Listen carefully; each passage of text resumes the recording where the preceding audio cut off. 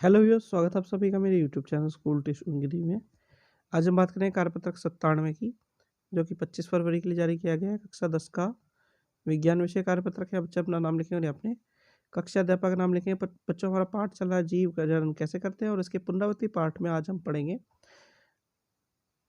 गर्भ निरोधक और परिवार नियोजन की विभिन्न विधियों के बारे में। तो चलिए बच्चों, देखते हैं, जानते हैं, समझते हैं कि आज के कार्यपत्रक में आपके लिए क्या खास और आज का कार्यपत्रक आपको क्या बताना चाहता है बच्चों। तो बच्चों, अगर अंडा निषेचित नहीं होता तब क्या स्थिति होती है, तो पहले इसे जान लेते हैं। तो ये अंडे को निषेचित नहीं किया जाता है तो लगभग हर एक दिन तक जीवित रहता है। चूंकि अंडाशय हर महीने एक अंडाणु उत्पन्न करता है, तो निषेचित अंडाणु प्राप्त करने के लिए गर्भाशय भी हर महीने खुद को तैयार करता है। भ्रूण को पोषण देने के लिए इसकी परत मोटी और स्पंजी हो जाती है। यदि अंडे को निषेचित नहीं किया जाता तो इस स्तर की आवश्यकता नहीं रहती। अतः यह स्तर धीरे धीरे टूट जाता है और योनि से रक्त और श्लेष्मा के रूप में बाहर आ जाता है। यह चक्र हर 28 दिनों या लगभग एक महीने का होता है और इसे ही मासिक धर्म के रूप में जानते हैं बच्चों।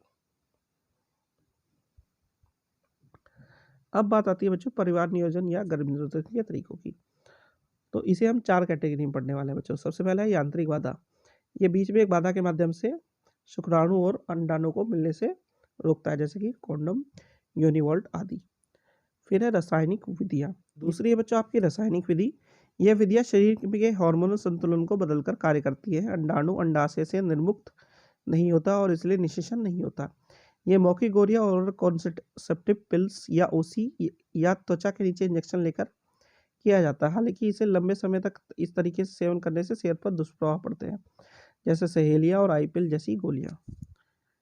फिर है इंट्रा यूट्राइन डिवाइस आईयूडी। इन उपकरणों को डॉक्टर द्वारा महिलाओं के शरीर के अंदर डाला जाता है, जिससे अंडे के साथ शुक्राणु का मिलना बंद हो जाता है, जैसे कॉपर टी। फिर है सर्जिकल तरीका। इस प्रक्रिया में एक मामूली सर्जरी द्वारा युग्मक परिवहन को अवरुद्ध किया जाता है। पुरुषों में यदि शुक्रवाहिनी को काट कर बांध दिया जाता है तो इस प्रक्रिया में पुरुष नसबंदी कहा जाता है, और महिलाओं में अंडवाहिका को काटकर बांध दिया जाता था, इस प्रक्रिया में महिला नसबंदी कहा जाता है बच्चों। तो बच्चों, ये तो बात हुई आपके कार्यपत्र की। अब जरा प्रश्न उत्तर देख लेते हैं। पहला प्रश्न आपका, यदि कोई महिला कॉपर टी या सीयूटी जो का उपयोग करती है तो क्या उसको योनि संचालित रोग से बचने में मदद करेगी। तो बच्चों, ये जो कॉपर टी है वो केवल परिवार नियोजन और अंडे के निषेचन प्रक्रिया से बचाती है, ना कि यौन संचालित रोगों से बचने में मदद करती है। ठीक है, तो इसे केवल इससे इसमें मदद मिलेगी, इसमें नहीं। फिर है प्रश्न नंबर 2, ओरल कॉन्ट्रासेप्टिव पिल ओसी गर्भावस्था में किस प्रकार कार्य करती है। तो ये क्या करती है, हार्मोनल बैलेंस को इस तरह का और जो संतुलन है उनका इस तरीके से कर देती है कि उसका निषेचन, अंडाणु का निषेचन नहीं हो पाता। निषेचन नहीं होने के कारण वह आगे नहीं बढ़ पाता और आखिरी में महीने के अंत में वो खत्म हो जाता है अपने आप। ये एक इसका कार्य है बच्चों। फिर है प्रश्न नंबर 3। प्रश्न नंबर 3 क्या है, गैर सर्जिकल तरीकों को आमतौर पर गर्भ निरोधक के अस्थायी तरीकों के रूप में माना जाता है, क्यों। इसका कारण ये है बच्चों कि सर्जिकल तरीके में आप इस जो परिवार नियोजन की चीज बात है उसका परमानेंट सॉल्यूशन कर दिया जाता है, और जो गैर सर्जिकल तरीके हैं वो एक टेम्परेरी कार्य करने के लिए उपयोग में लाए जाते हैं। तो इसलिए इन्हें क्या माना जाता है, अस्थायी तरीके के रूप में माना जाता है। फिर प्रश्न नंबर 4, गर्भ निरोधन के विभिन्न विधियों का संक्षेप में वर्णन करें। तो इसके लिए बच्चों आप ये सारी की सारी विधियां लिख सकते हैं, ये आपका आंसर है।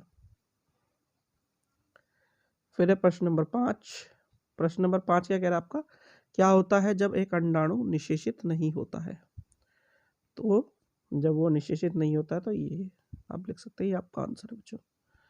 तो बच्चों, ये हो गया आपका कार्यपत्र कंप्लीट, और वीडियो भी आशा करता हूँ आपको वीडियो अच्छी लगी होगी। Thank you.